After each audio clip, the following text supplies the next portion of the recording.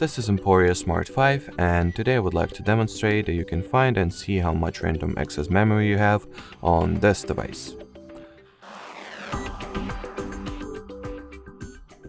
So to start, let's open Settings, then enter the About Phone category. In here, you will need to, continuously tap at the build number field until you will receive "You are now a developer" message. Then re-enter the System category of settings. In here, the Developer Options page appears. So open it, and in here, at the Memory section, or at the Memory category, you can find how much gigabytes, how much RAM you have.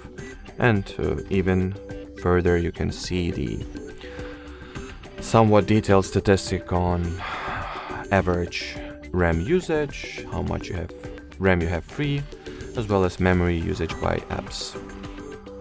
So that would be it. Thanks for watching, and bye bye.